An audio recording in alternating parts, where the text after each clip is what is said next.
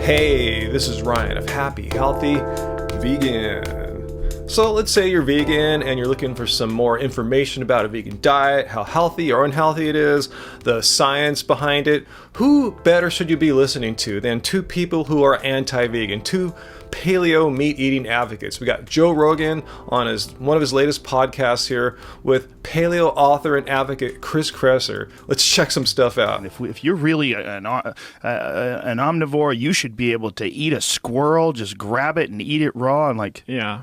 No. It's the most bizarre. There's some strange arguments out there.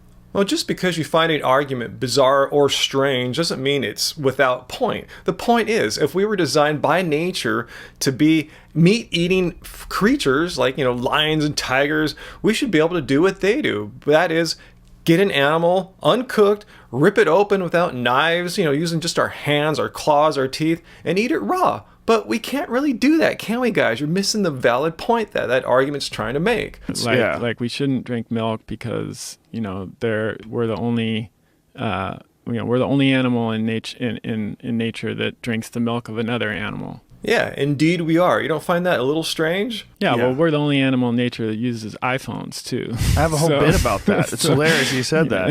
Yeah, what else do only people do? Fly planes, make movies, call each other on the phone and tell each other how awesome milk is? It's a ridiculous argument. I don't really get what you guys are getting at here. You're saying there's lots of things that only humans do, and I guess the implication is then because we do them, it's okay to do.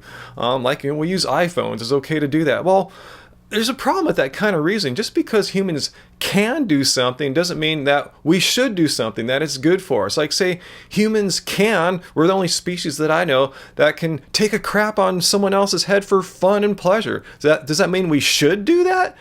And just because we have the ability to take milk unwillingly from another species that does not even want to give it to us in the first place, and we have no business drinking it in the second place, does that mean we should do it just because we can do it? Still, there's never been a traditional group that has ever been identified that voluntarily followed a vegan or even vegetarian diet that I know of. So that should tell you something right there.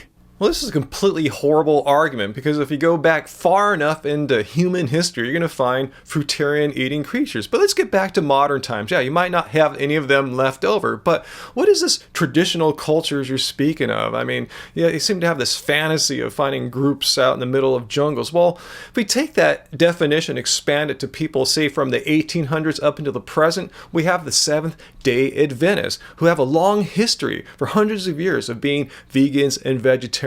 And they're doing pretty well.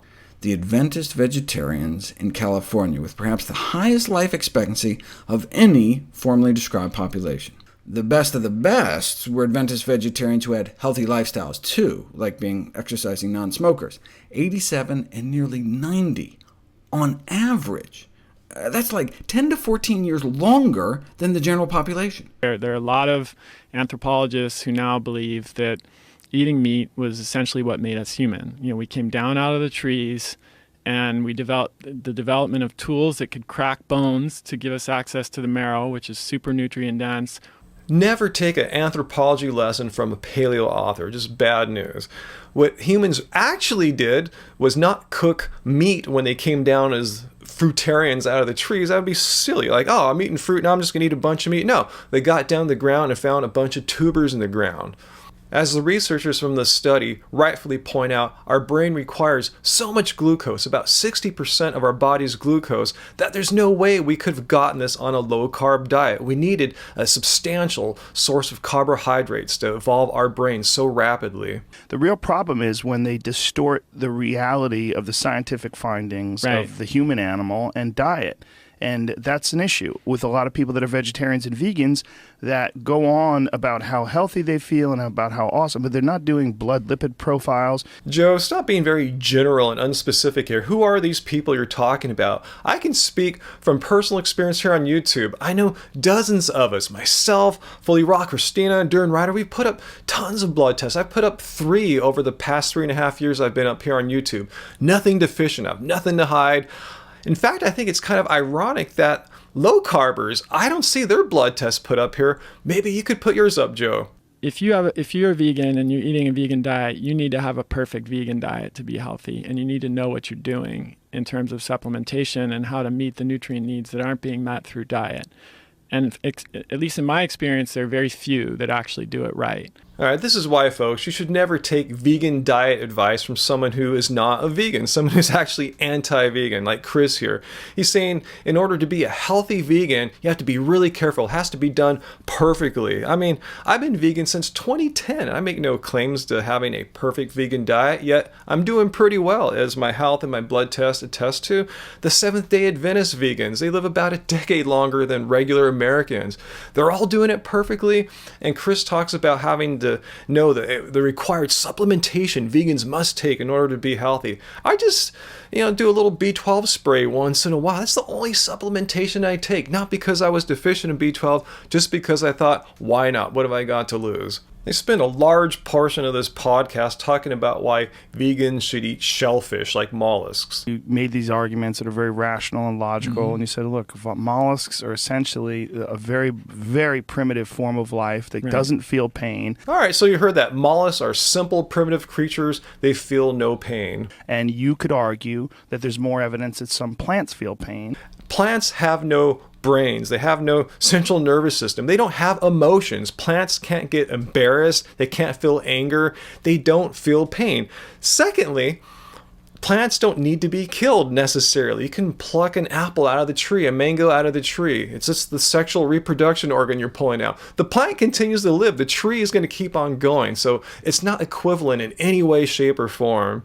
And they go on and on and on about all the deficiencies that you typically hear that vegans will have, like B12 and iron and stuff like that. But Joe takes it one step further. He says we're actually deficient in saturated fat and cholesterol. One of the things that I've been reading is about people that have found that over the long term, the lack, and this is contrary to what a lot of people think. Lack of saturated fat and cholesterol, dietary cholesterol and saturated fat, leads to hormonal imbalances, leads to your body having a harder time producing sex hormones. I can only speculate what Joe's reading here about cholesterol and vegans and hormones, but I feel Joe is trying to find a way to justify his own high cholesterol that I assume he must have from all the meat he's eating. He has to feel good about it, like it's somehow healthy. But it turns out that his buddy here, Chris, his guest, has a program for those who recently turned paleo and saw their cholesterol levels rocket up, which is no big surprise. He has a program here which he charges $150 to help you deal with this situation.